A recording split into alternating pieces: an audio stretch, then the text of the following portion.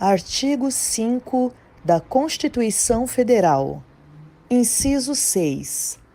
É inviolável a liberdade de consciência e de crença, sendo assegurado o livre exercício dos cultos religiosos e garantida, na forma da lei, a proteção aos locais de culto e às suas liturgias. Inciso 8.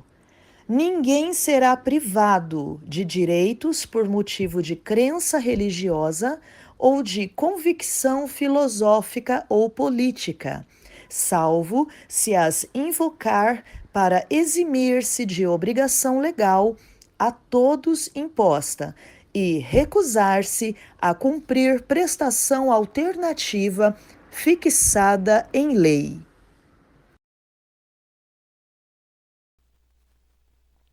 Agora a pessoa crê em Deus, prega sobre Deus, frequenta a igreja, faz a obra, mas ela não crê nisso do evangelho, da palavra de Deus, porque o princípio moral ainda permanece.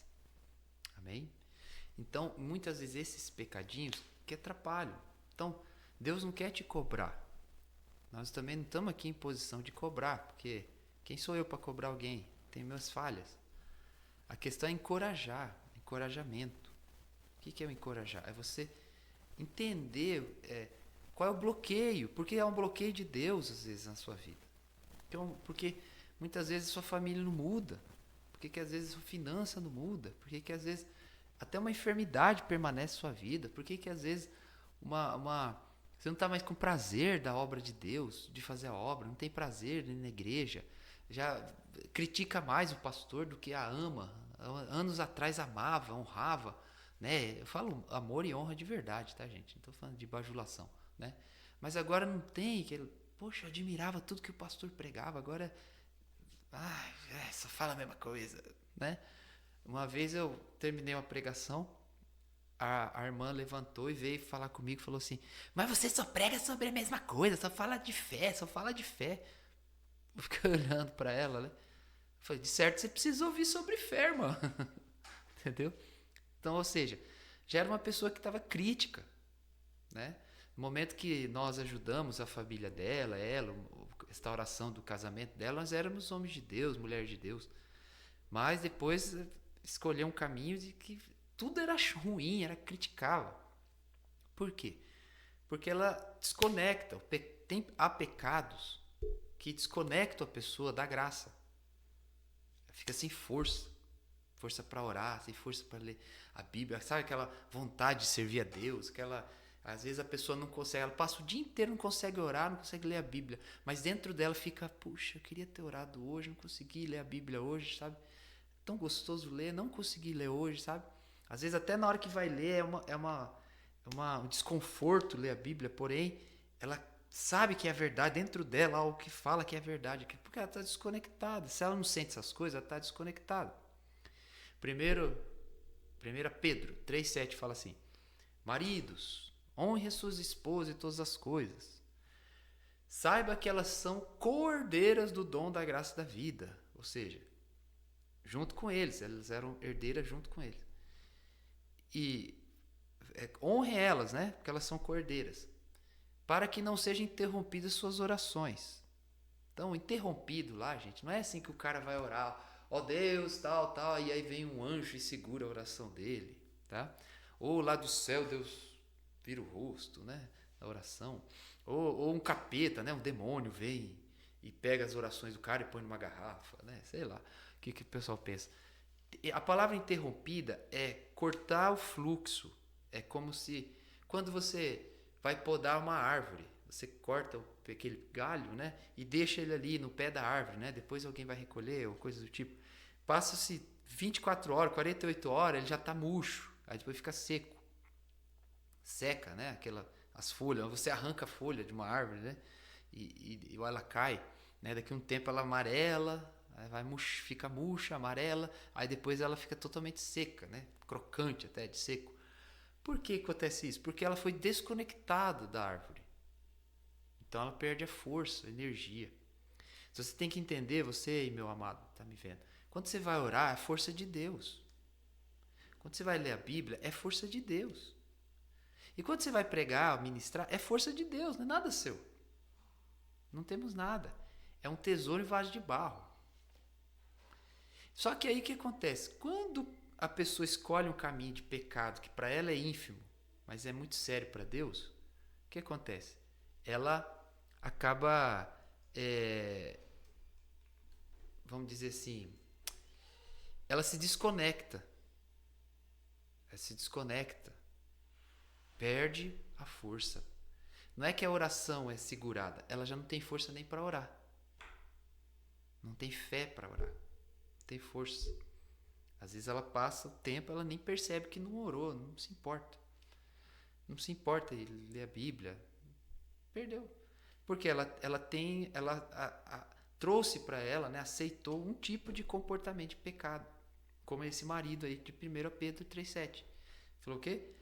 Trate a mulher com honra. Quando o cara desonra a esposa, né, não cuida dela, não cuida dela financeiramente, né, não cuida dela emocionalmente, é grosso, cavalo, estúpido, ele é cortado as orações dele.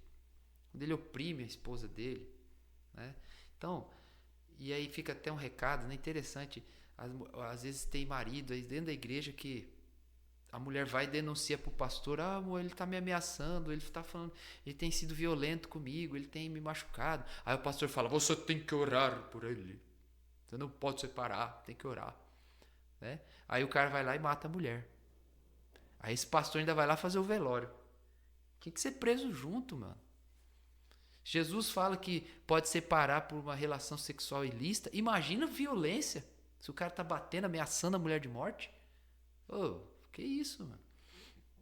Infelizmente tem crescido o número de violência doméstica no meio cristão.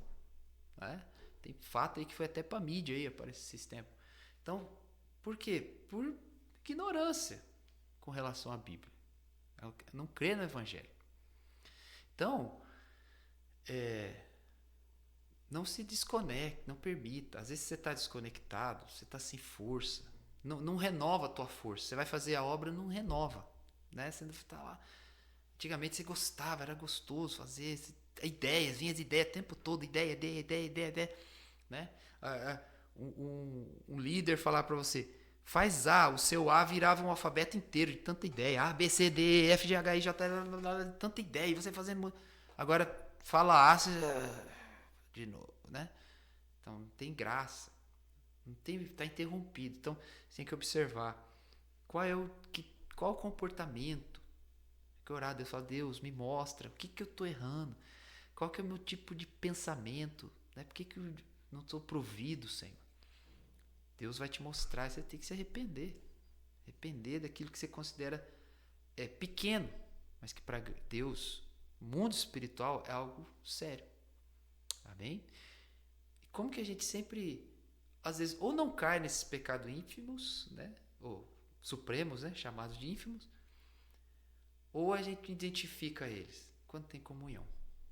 Então escolhe ter sua vida de comunhão. Escolhe ter seu tempo de oração, por mais corrido seja o seu dia. Eu vou falar algo aqui, para aqueles que falam que não tem tempo porque a vida é corrida. Vou falar duas coisas só em 2 minutos. E vamos encerrar. Primeiro, o irmão David Robson dizia: nós não temos pouco tempo para orar. Nós temos muito tempo para não orar. Essa é a verdade. Outro ponto, uma análise rapidinha da vida de Jesus. Lucas capítulo 5 mostra que Jesus, ele estava fazendo a obra, naquela multidão de pessoas pregando, curando. Daqui a pouco o trecho diz que ele ia para o lugar isolado a fim de orar. Ou seja, Jesus parava a correria para ir orar. Agora, com relação ao tempo. Você fala que não tem tempo. Mas interessante que a vida hoje é muito mais fácil. Você vê como a questão do tempo é uma questão nossa, pessoal? Por quê? Imagina Jesus na época, quando ele ia fazer obra. Ele ia de uma cidade para outra. Essa cidade tinha 10 quilômetros. Que fosse 10, mas as cidades eram mais. Ele ia a pé, gente. Ou no máximo montado num burrinho. Você acha que ele não perdia tempo ter que andar até o local? É igual, por exemplo, aqui, né, da Chácara dos Poderes até minha casa. São alguns quilômetros. Imagina se eu viesse a pé. Quer dizer, eu ia ter que sair. Eu saí de casa hoje meio-dia, né? Meio-dia e 20 eu saí. Cheguei meio-dia e 40 aqui. 20 minutos. Se eu tivesse que vir a pé, eu ia ter que sair que horas? 10h30, 11 horas, ou seja, 1 e meia a mais para vir a pé. Né? Isso andando rapidinho, certinho. Então, ou seja, eu não ia perder 1 e meia para vir até aqui, porque eu tinha que vir fazer a obra. Então, Jesus não tinha tecnologia. Para conversar com alguém, ele não tinha o WhatsApp, ele tinha que ir até o local e conversar. Ele tinha que ir a pé até outra cidade. Então, Jesus perdia tempo. Hoje nós temos como não perder tempo. Você entendeu a ideia? E Jesus, mesmo assim, orava. E nós, como hoje não temos tempo, temos como não perder tempo, tem veículo, tem transporte, tem tecnologia, nós é que temos que ter tempo para orar. Amém? Então, pense nisso, tá bom? Vamos orar pelo programa de hoje. Se tiver pedidos pessoais, coloque diante de Deus. Pai, nós te louvamos pela tua presença, pela tua unção, pela tua graça. Confirma a tua palavra, estende o teu reino sobre cada alma, cada coração.